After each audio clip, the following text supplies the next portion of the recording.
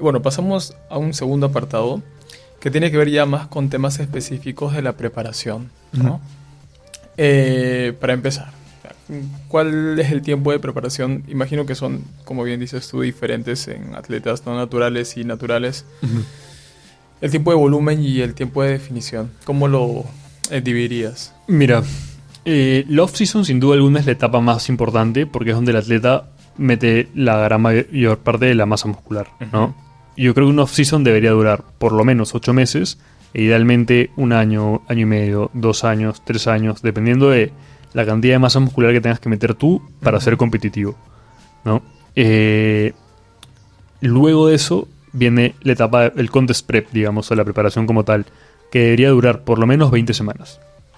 Si es que no es más, porque al final, claro, tú con 20 semanas puede ser que llegues justo al evento, pero a veces preparándote con más tiempo puedes implementar ciertas estrategias de por medio como refits, diet breaks, haciendo que la preparación dure un poco más, pero quizás por ahí paliando algunos efectos adversos de la preparación como tal. Y otra cosa que es interesante, que es por ejemplo lo que vamos a apuntar este año, es tratar de llegar al físico de competencia con un mes poco más de anticipación. ¿Un mes? Sí, por 2 motivos. Uno, porque te da el tiempo de hacer un protocolo de puesta a punto. Probar una puesta a punto sin competir y ver cómo tu físico... entiendo. Para probar una puesta a punto. Claro, y ver cómo tu físico va respondiendo, por ejemplo, a los días más altos de carga. Y no sé, pues imagínate, con 400 gramos de carbohidratos se te ve espectacular. Entonces se repite eso para la competencia y ya hay menos riesgo, ¿no? Y luego está esta fase de reconstrucción metabólica, entre comillas, que en realidad es un reverse diet, que es... ¿Post-competencia? No, es antes. Es llegar al punto de competencia con un mes de anticipación y hacer una especie de reverse diet, ¿no? Subiendo unos 20, 30 gramos de carbohidratos por semana, de tal forma que incluso el porcentaje de grasa pueda seguir bajando o no, pero el peso no aumenta, pero cada vez se te ve un poco más cargado, tienes mayor vitalidad, puedes llegar mejor a los entrenamientos y a la par se puede ir bajando un poco el cardio para que se redujan también un poco los niveles de cortisol y un poco también incluso el volumen de entrenamiento, ¿no? Para no estar tan saturados. Y eso, o sea, al final hay miles de estrategias y en base a eso va a depender el tiempo que dure una preparación. Pero yo creo que la variable más importante para saber cuánto debería durar la preparación de un atleta es el rate of loss, ¿no? Que es la tasa de pérdida de peso. Básicamente es una herramienta en la cual, eso es una fórmula en la cual tú divides el peso actual del atleta entre el peso que tú esperas que tenga en la competencia, que eso lo puedes saber, por ejemplo, porque imagínate que tú competiste el año pasado en 70. Y yo digo, ok, saliste en muy buen punto y seguramente has metido al menos 1 kilo de masa muscular, entonces yo creo que vas a pesar 71. 7172. Entonces, ya sé que tu peso actual es 80 y que tu peso de competencia va a ser, por ejemplo, no sé, 70, 72. Entonces ya sé que vas a perder 8 kilos. Y ya ese valor lo divides en el weeks to show, o sea, las semanas que quedan hasta el evento. Y con eso ya sabes cuántos kilos vas a perder por semana. Y sabemos que lo ideal es perder entre el 0,5 al 1% del peso corporal por semana. Y de esa forma sabemos si te conviene, por ejemplo, salir en 20 semanas o si quizás sea mejor chapar un show que es en 30 para que esta tasa de pérdida de peso sea la idónea para proteger la integridad de tu masa muscular.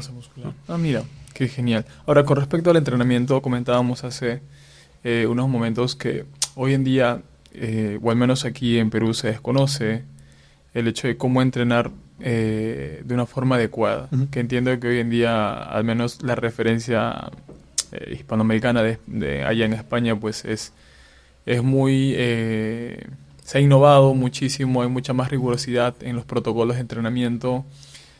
Quizá el famoso no pain, no gain no es tan aplicable en ciertos contextos, cuando sí, cuando no.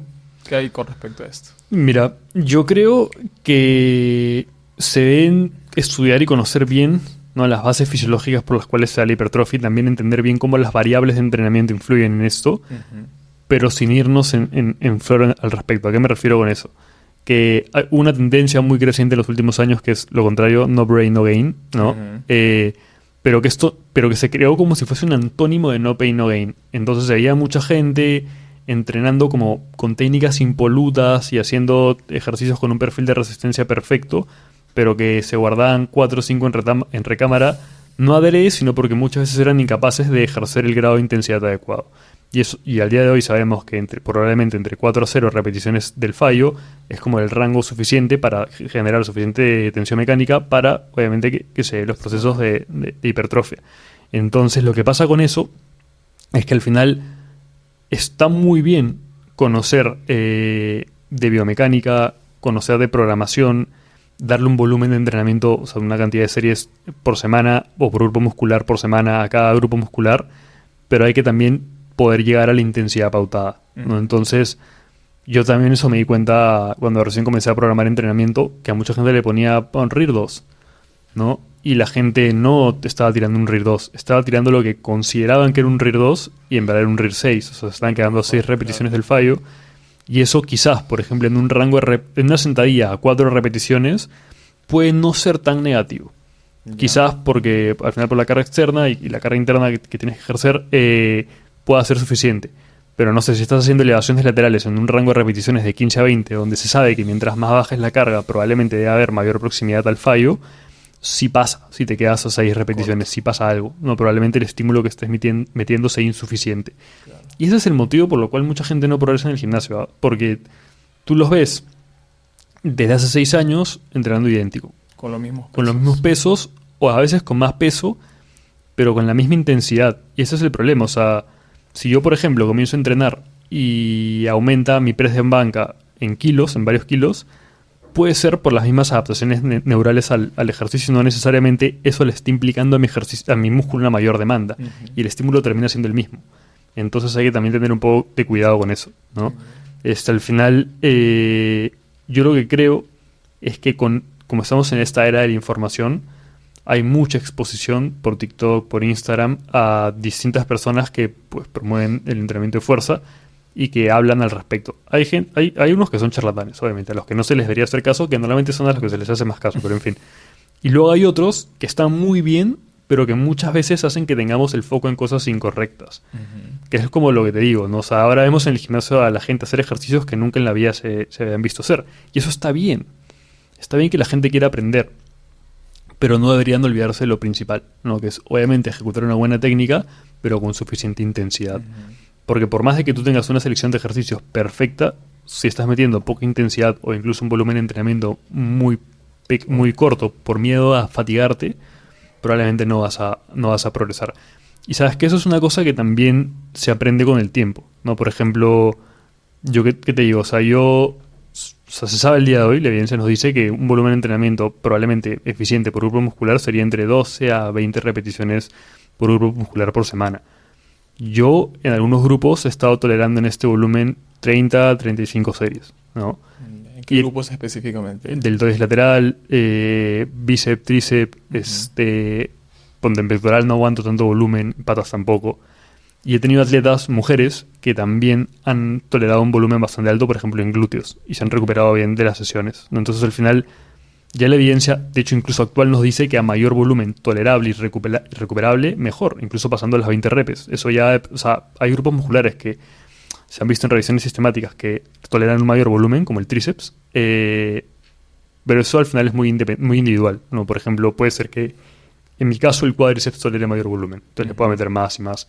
Y eso es algo que tenemos que, como preparadores o como atletas o como entrenadores o lo que sea, ir detectando de la persona a la que le estamos viendo el entrenamiento y mediante el feedback que nos da, ir haciendo modificaciones en el volumen, ya sea para arriba, ya sea para abajo o simplemente manteniendo. Justo, ¿no? Esta valoración, ¿cómo la haces? ¿De manera cualitativa, cuantitativa? Normalmente, a ver, yo envío una programación uh-huh. que tiene también un espacio para que las personas apunten la carga que están moviendo y las repeticiones que están sacando. Entonces, además, obviamente, cada 2 semanas me pasan una revisión donde me mandan los perímetros, por ejemplo, ¿no? Yeah. Entonces, imagínate que yo tengo una chica que quiero que le crezca el glúteo y en todos los ejercicios del glúteo a lo largo de los microciclos o las semanas de entrenamiento viene progresando. Y el perímetro de cadera ha aumentado. Y le pregunto, ¿cuál es tu recuperación del 1 al 10? 10. Yo no tengo por qué aumentar el volumen de entrenamiento. Claro. Porque he dado en la dosis efectiva para que ella siga progresando. ¿Qué pasa si en un punto deja de progresar pero se está recuperando adecuadamente? Podemos valorar el hecho de subir un poco el volumen de entrenamiento. Claro. Y también hay una cosa que siempre pido, pero eso ya a veces se escapa de las manos porque no todo el mundo te lo manda, son videos.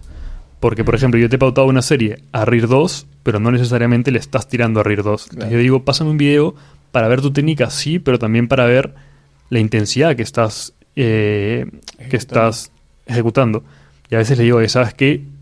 Desde mi perspectiva, porque a veces se falla un poco en detectar el RIR, desde mi perspectiva, te has quedado unas 4 repeticiones y no a 2. Porfa, la siguiente vez que me mandes un video, ten eso en cuenta.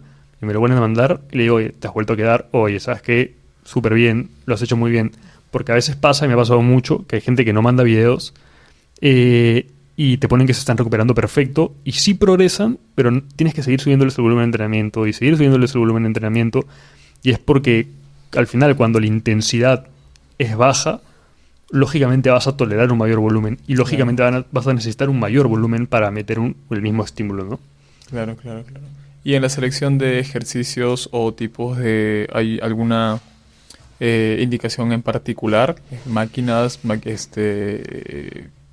libres tal vez? Sí, o sea, al final, mira, para hipertrofia normalmente lo que te brinde mayor estabilidad va a ser mejor.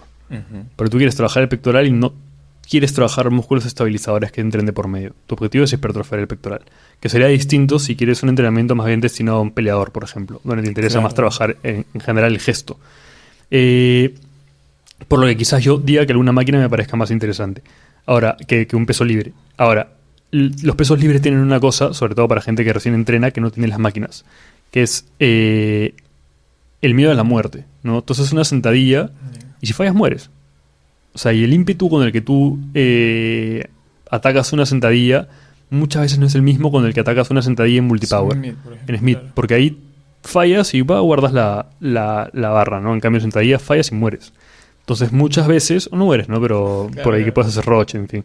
Entonces muchas veces yo creo que los pesos libres te pueden dar una mayor actitud de afrontamiento de lucha, ¿entiendes? Uh-huh. Que no necesariamente tendría que ser así. O sea, se debería poder lograr más con máquinas incluso, porque las máquinas te brindan mayor seguridad y mayor recorrido ya es preestablecido. Claro, y te dan mayor capacidad de lucha. De hecho, en un press plano en Smith, por ejemplo, si ya simplemente no puedes más, igual luchas y tú sabes que si fallas vas a poder guardar la barra y no te vas a romper el esternón, ¿no? Claro. Entonces, una máquina, ya sea guiada, un Smith o lo que sea, te puede dar una mayor capacidad de lucha, pero por algún motivo, en mi experiencia, yo creo que los pesos libres de alguna forma te desarrollan como un mayor ímpetu por el miedo a que el peso te aplaste, ¿no? Claro.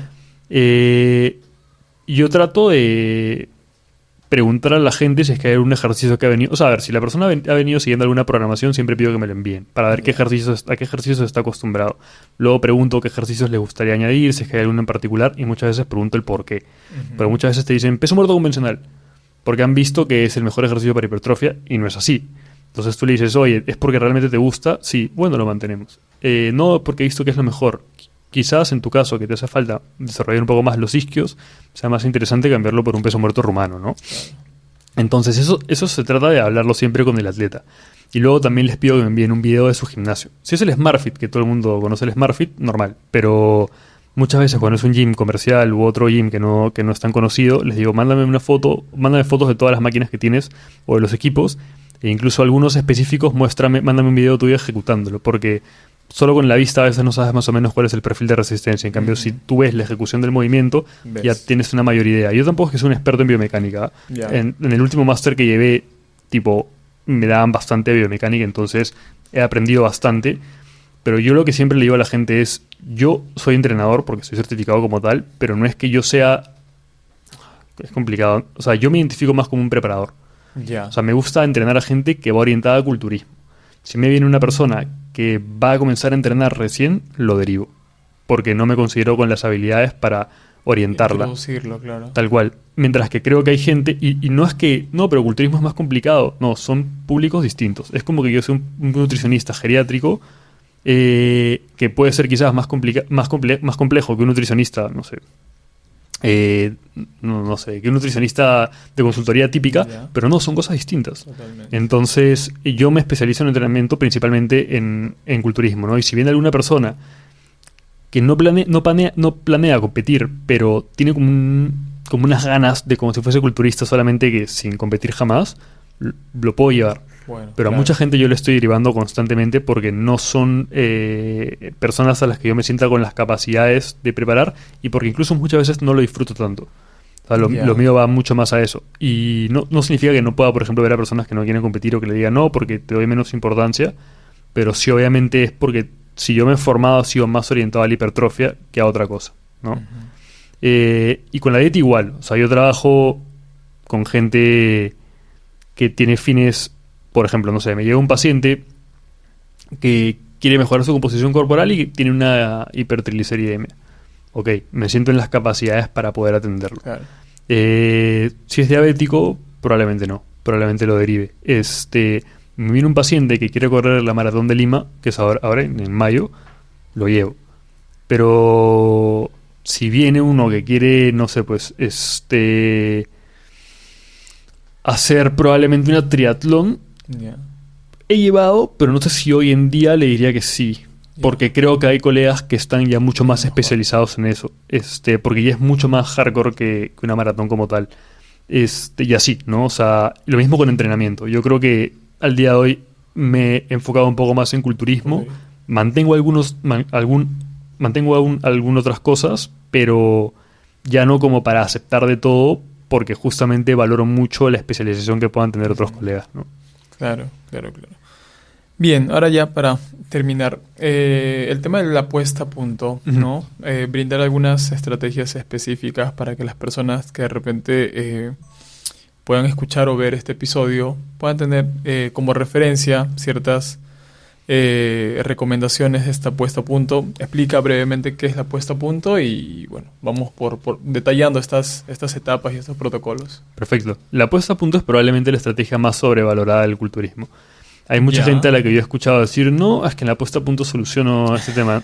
No, lo que hay que entender es que una puesta a punto solo mejora lo que ya tenemos. Lo que ya está. Al final la puesta a punto es una estrategia que se emplea entre 14 a 7 días antes de la competencia, sí, con el fin de mejorar el físico a nivel subjetivo.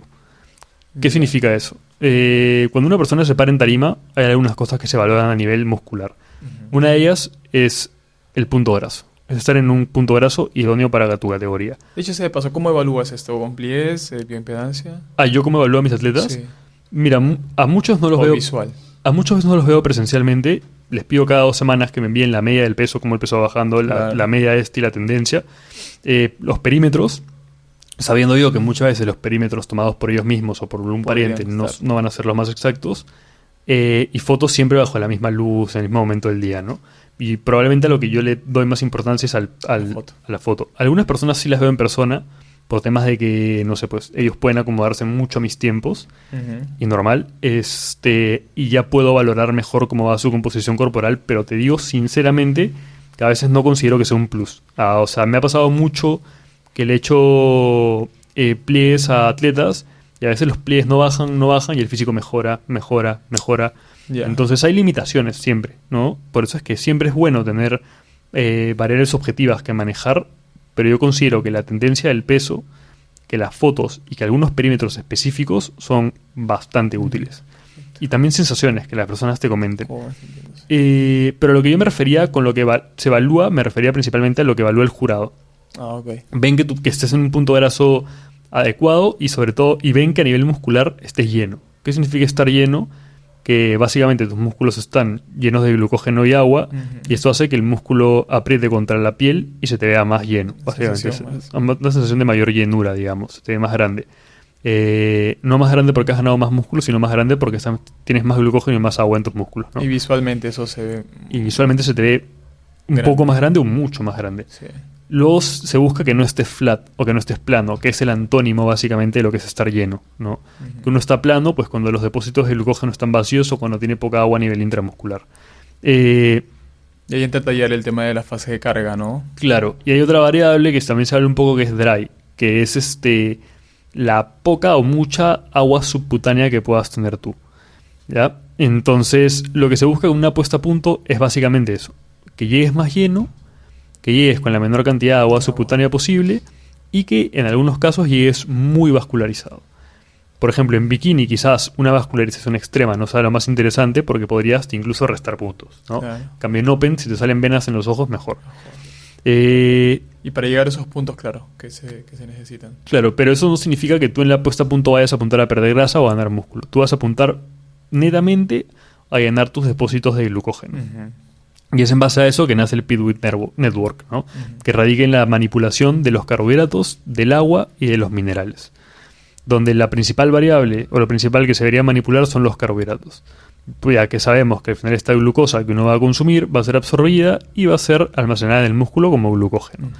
Luego tenemos el agua, que al final sabemos que la glucosa tiene una capacidad osmótica, o sea que jala agua, y obviamente a mayor cantidad de glucógeno a nivel muscular, mayor cantidad de agua.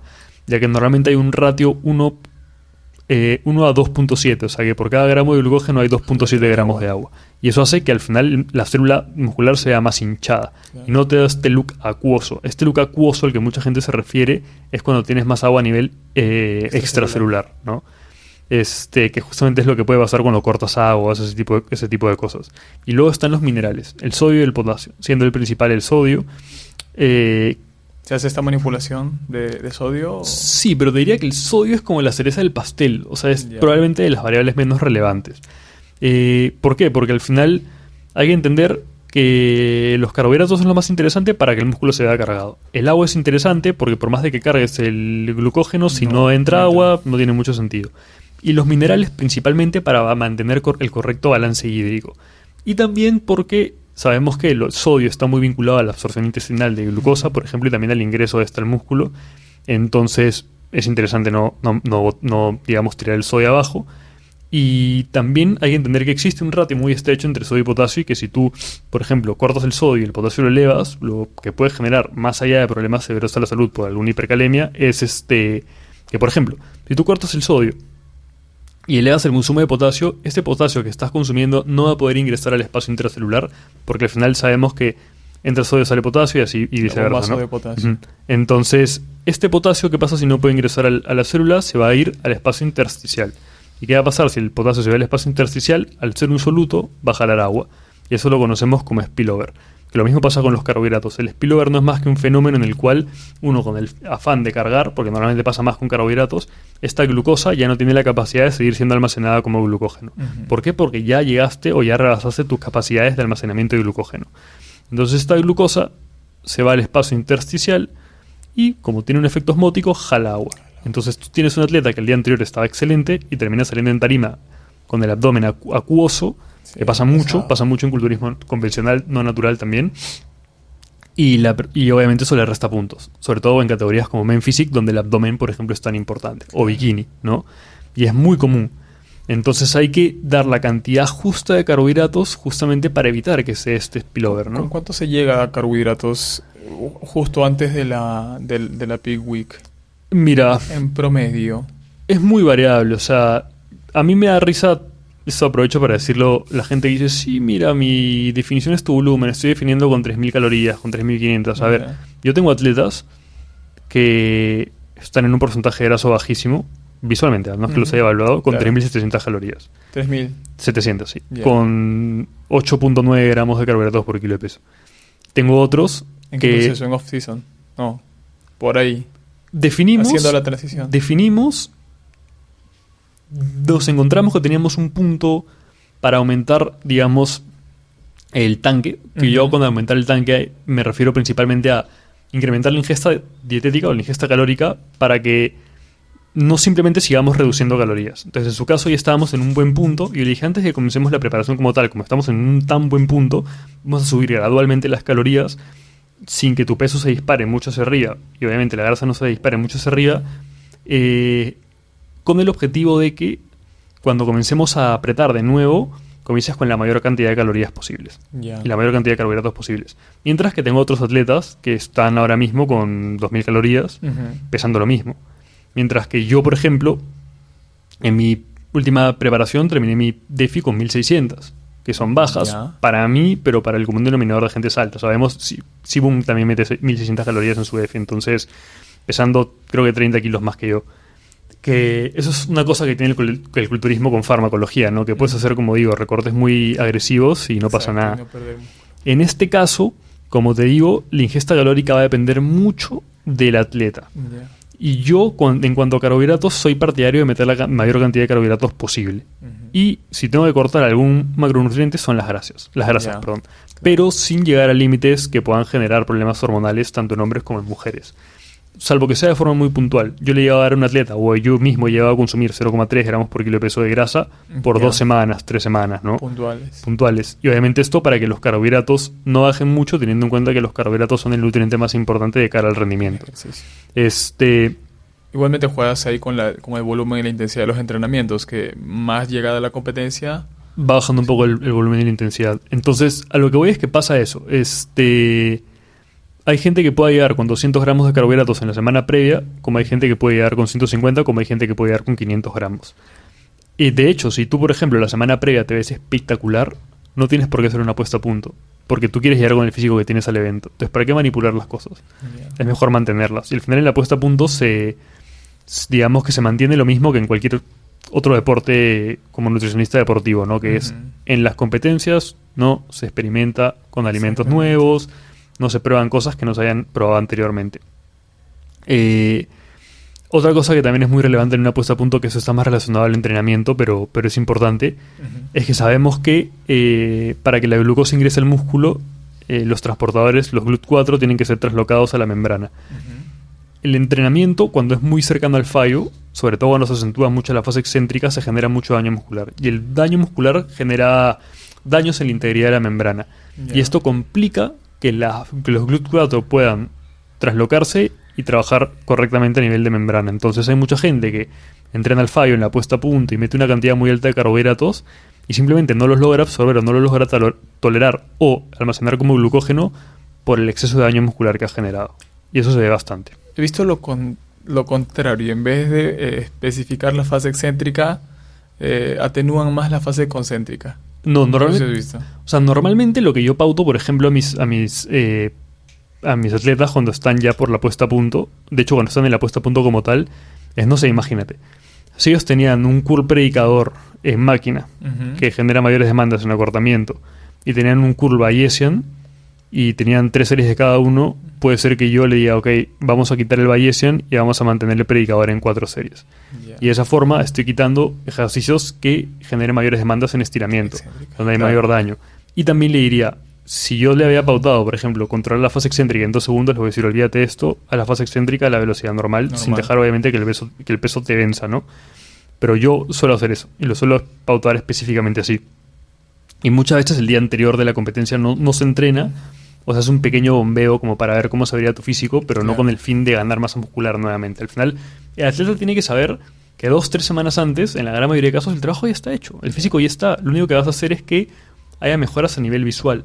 De hecho, tenemos estudios recientes, tenemos un estudio de caso de Christopher Barakat, Guillermo Escalante y colaboradores, donde Christopher Barakat fue el sujeto del estudio de caso. Él se estaba preparando para competir y básicamente se evaluó mediante DEXA, mediante bioimpedancia y otra serie de variables, cómo iba progresando el físico en la puesta a punto, ¿no? Se midió, por ejemplo, el grosor subcutáneo, se midió el grosor muscular, se midió qué tan lleno se sentía él subjetivamente y otra serie de variables. Y no sé, por ejemplo, lo que se vio es que del día de descarga más bajos, el día de carbohidratos más bajos, al día de la competencia, su autopercepción de qué tan lleno se sentía subió de 1 a 7 u 8, siendo del 1 al 10, ¿no? Entonces, él se sentía mucho mejor. Luego se vio que si bien no aumentó el grosor muscular o no aumentó el perímetro del bíceps, lo cual es lógico, sí que se redujo el grosor subcutáneo. Entonces, de alguna forma, esto de que se dice de que el músculo se acerque a la piel es una variable real. Es real. Pero no es porque estés ganando músculo, es porque probablemente está aumentando el glucógeno. El tema del agua. Porque la deshidratación específica, que habla básicamente de perder agua extracelular manteniendo la intracelular, que es el principal hecho por el cual se corta el sodio, porque uno corta sodio porque dice, no, el sodio es el soluto más que tiene mayor concentración a nivel extracelular, entonces lo voy a cortar para perder agua extracelular. Eso no es posible y va a pasar lo que he dicho, que el potasio no logra ingresar.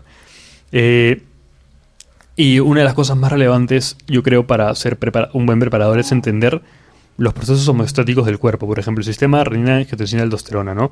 Tú tienes que saber que si vas a cortar el agua, al final se va a terminar produciendo una hipotensión o va a bajar la presión arterial, los osmorreceptores los van a percibir y lo que van a hacer es aumentar la recaptación de sodio a nivel renal y de agua también.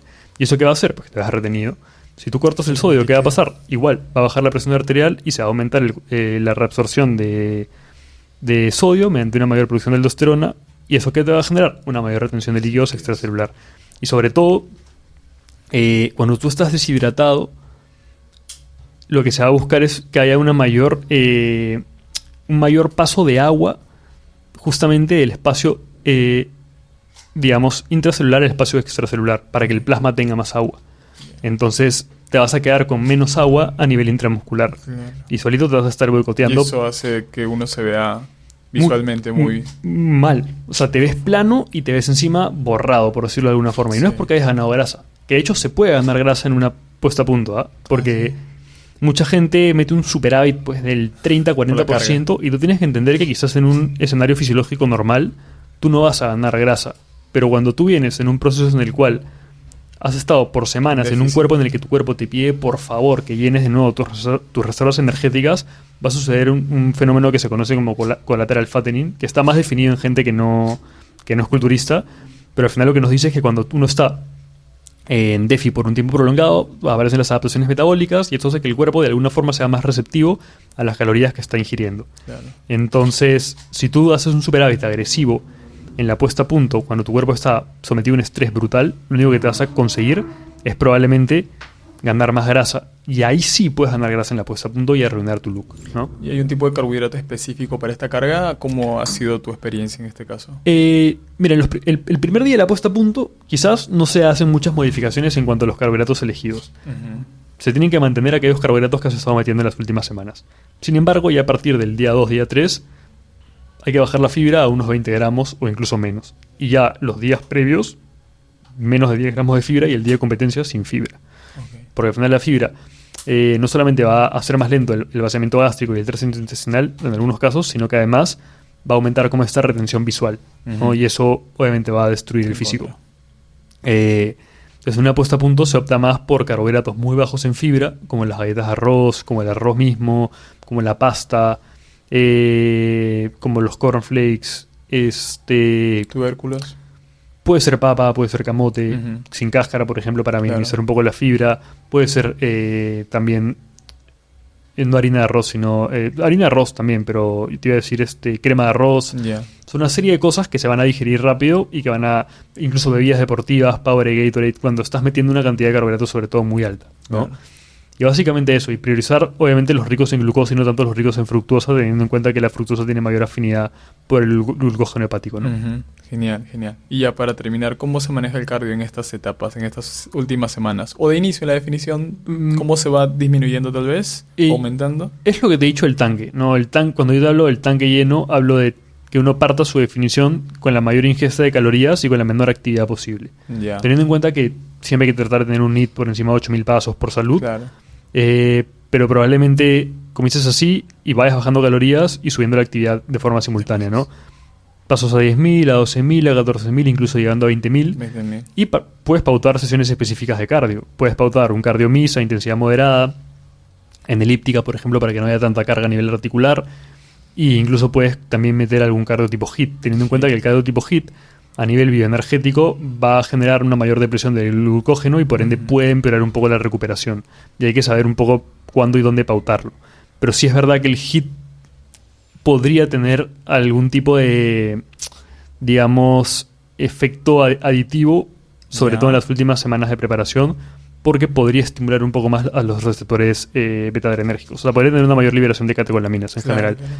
Pero ahí hay que hacer tu balance de si vale la pena realmente fatigarte más haciendo el HIIT o si mantienes un cardio menor intensidad, ¿no? Claro. Pero sí, conforme va acabando la prepa, y en las últimas semanas, sí se debe priorizar ir bajando la actividad, ¿no? Claro. Por ejemplo, ir bajando el cardio en cuanto a totalidad, en cuanto a volumen, e incluso ya en la peak week como tal, bajar los pasos. O sea, si venías metiendo una media de 20.000 pasos, te digo, oye, ¿sabes qué? Vamos a meter 12.000. 14.000, tampoco los vas a bajar a 8.000. Claro. Porque pasa lo mismo que si aumentas la comida muy alto, muy rápidamente, perdón. pero sí obviamente nos conviene bajarlos para que el cortisol baje un poco y a este cortisol no tenga el efecto que está teniendo como mineral corticoide, ¿no? Genial, genial.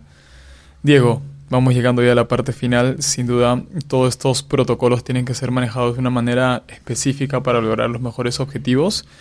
Y para finalizar, el día de la competencia, ¿cuáles son las recomendaciones y sugerencias para estas personas, ¿no? que vayan a competir? Mira, normalmente la idea es despertarte temprano. Depende mucho a qué hora sea el evento, pero despertarte unas cuantas horas antes. Y lo primero, hacer un bombeo, o sea, despertarte y ver cómo está tu físico. Lo primero. Ya.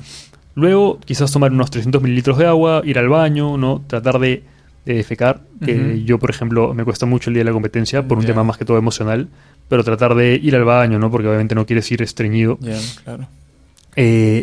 Yo recomiendo repartir los carbohidratos de forma homogénea. La cantidad de carbohidratos que vas a ingerir va a depender de la categoría a la que vayas, de Claro. qué tan cargado o plano estás, Sí, está. ¿no? Si, por ejemplo, te has despertado con un spillover, hay uno probablemente, o incluso quizás aumentar un poco la ingesta proteica, por lo mismo que por su base nitrogenada pues puede aumentar un poco la excreción a nivel de una mayor micción, ¿no? Por ahí también reducir un poco el consumo de agua y hacer esta maniobra de Trendelenburg, que es la de tener los pies levantados a unos 45 grados Ya. para aumentar el retorno venoso al corazón y que eso estimule la liberación del factor natriurético, que al final lo que va a hacer es justamente estimular la diuresis. Ya. Porque cuando tú pones los pies hacia arriba, el cuerpo suele percibir que hay un aumento de la presión arterial. Entonces pasa lo contrario a lo que te dije. No, lo que quieres hacer al final es excretar sodio y agua Claro. para que esta presión arterial vuelva a estar dentro de los rangos saludables, digamos, ¿no? Entonces, esa es una estrategia, por ejemplo, si estás despertado con un spillover. Si no, te despiertas, bombeas, te ves cómo te verías bombeado frente al espejo. Si te gusta, puedes ir modificando ligeramente las cosas, pero en base a cómo te vayas viendo es que vas a ir decidiendo cuánta cantidad de carbohidratos vas a ingerir. Es que al final yo siempre armo las puestas a punto, yo siempre armo lo que la gente va a consumir en el día, pero hay que hacer cambios dependiendo de cómo se despierten, dependiendo de cómo van pasando las cosas en Cusco. El cuerpo de todos se arruinó horrible el segundo día después de haber llegado porque claro, la altura tiene un efecto. Y la altura tiene un efecto que yo desconozco porque no hay ningún estudio que hable de la estética en altura. Entonces, casi todos tuvieron que hacer un día bajo en carbos el día previo a la competencia. Por más de que no lo tenían pautado, ¿no?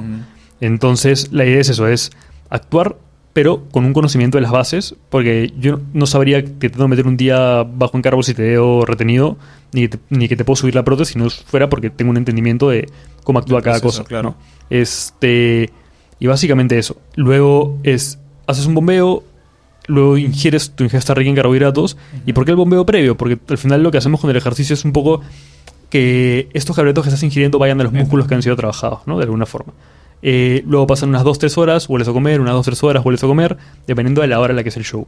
Ya antes de la competencia, bueno, ¿qué comes? Comes una ingesta de carbohidratos, dependiendo de lo que te toque, no sé, imagínate, 60 gramos de carbohidratos por ingesta, acompañados de pequeños pedacitos de pollo para retrasar un poco el tránsito intestinal.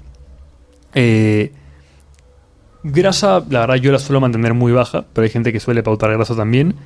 Y ya luego, en los momentos previos a la competencia, cuando estás haciendo el bombeo, yo aumento mucho el consumo de sodio. Incluso a veces doy cafeína para que la persona esté más alerta en tarima. También puedes dar cafeína desde temprano. ¿Sodio a partir de qué?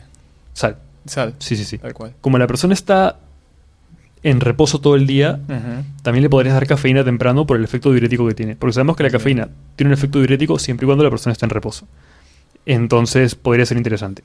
Y bueno, la cosa es que antes de la competencia, antes de salir en tarima, normalmente la gente está con tortas de arroz, en mi caso, ¿no? Un poco de miel, que al final sabemos que tiene un poco de fructuosa, pero siempre cuando la miel se haya probado antes, y eso le agrego sal, y van tragando. Y eso lo que va a hacer es probablemente mejorar un poco la vascularización, además del ingreso de los carbohidratos que están comiendo, ¿no? Y también le puedes dar un pequeño dulce ya minutos antes de salir, como un chocolate o un Snickers o algo, que al final es alto en sodio, es alto en carbos, y no te va a generar un spillover en 3 minutos, pues, ¿no? Y lo que sí puede hacer es mejorar realmente tu mood. Yo creo que eso es algo más psicológico que otra cosa. Hay preparadores como Lane Norton, BioLane, que es bastante conocido, como Riviere Stronger, Steve Hall, que pautan 3 horas antes un Subway de pavo y mostaza. Eso ya es algo que yo no haría porque creo que es un poco complejo, pero entiendo el porqué, ¿no? Claro. Al final es sodio, prote y carbo. Carbo, ¿no? sí. Y es ajustar en base a a cómo van yendo las cosas y siempre llevar comida de más. Porque imagínate que tú, es corto. Claro, tú has visto el horario y sales a las 11, puedes tranquilamente salir a las 6 de la tarde. Porque se extiende, ¿no? Sí. Muy bien, Diego. Llegando a esta parte final, ¿qué recomendaciones o consejos les harías a las personas interesadas en iniciarse en este tema del culturismo natural, que sabemos que hoy en día ha llegado aquí a este sector de Latinoamérica, Perú, pero creo que viene con muy buenos ojos y muchas más personas van a estar interesadas quizá? Sí, mira, yo diría que los animo a competir, obviamente. Es un deporte, me cierro en que es un deporte bastante bonito, que donde hay bastantes emociones, pero que sepan que no es inocuo, ¿no? Que si bien el uso de farmacología lo hace mucho más inocuo, igual hay que tener en cuenta que prepararse para competir implica pues ciertos desbalances a nivel hormonal que pueden tener efectos ligeros, moderados o graves a la salud. No tan graves como lo sería con el uso de farmacología, pero sí pueden llegar a ser severos si es que no se aborda correctamente una preparación. Entonces diría que siempre traten de aprender o que busquen un preparador que los pueda apoyar en ese aspecto, no necesariamente yo, sino cualquiera en el que confíen, y que tampoco se apresuren tanto en competir. Hay mucha gente que a raíz de que hay este boom del culturismo natural quiere competir este año o el siguiente año, y hay que entender que es un deporte longevo. Y que muchas veces está bien, entiendo la experiencia de querer salir por primera vez, pero podrías aguantarte un año más, quizás, y salir con un mucho mejor físico del que estás pensando. Al final yo siempre sugiero que antes de prepararte para competir como tal, trates de al menos haber experimentado una definición antes. Porque si no sabes lo que es llegar un 10% de grasa, tampoco no tienes idea de lo que es llegar un 4% de grasa, ¿no? Y ahora que comentas eso, ya para cerrar, pero es un tema muy importante, el tema de la mentalidad y de la disciplina con que uno afronta. O sea, tienes que ser mentalmente fuerte para afrontar un proceso de déficit y de preparación. Yo creo que en el deporte hay una cosa que se llama prioridad. Bueno, las prioridades, mejor dicho, es probablemente de las cosas más importantes. Cuando tú comienzas a prepararte para competir, tienes que darte cuenta o asumir que va a ser tu prioridad. Claro. Y que si te pasan otras cosas... Por ejemplo, yo cuando voy a competir en el mes de competencia, suelto un poco de chamba. ¿A qué me refiero con eso? Claro. Pido que no se me agenden tantos pacientes en la chamba, yo mismo trato de no agendar a mucha gente, les explico el porqué, ¿no? Tampoco me tomo un mes de vacaciones, pero espacio mucho más las sesiones que suelo tener. Y de esa forma sigo enfocado en mi objetivo principal, que es yo como competidor. Claro. Y yo creo que la gente debería hacer lo mismo, ¿no? Genial. Pueden haber cosas que vayan apareciendo que son más complicadas de competir, pero siempre antes de comenzar una preparación tienes que preguntarte a ti mismo si tu estilo de vida actual te va a permitir competir. Si vas a ser papá en septiembre y compites en octubre, es complicado. Por más de que te queme el pecho por salir, quizás no sea la mejor decisión y puedas conseguir muchos mejores resultados guardándote un año. Entonces eso, ese es el hecho de entender que nadie te está persiguiendo, entender de que probablemente mientras más tiempo lleves entrenando bien, mejor. Y no se trata simplemente, ¿sabes?, de contratar un preparador como durante la etapa competitiva, sino puedes contratarlo desde el off-season de tal forma de que aproveches realmente el tiempo que tienes fuera de competencia y llegas con mucha más masa muscular a la competencia, ¿no? Genial, Diego, muchísimas gracias. Yo sé que hay muchos temas que no hemos tocado, como el tema de la suplementación en estos procesos. Lo dejo para un próximo episodio. Buenísimo. Y nada, a las personas que vieron o escucharon este episodio, muchas gracias. Nos estamos viendo en la siguiente.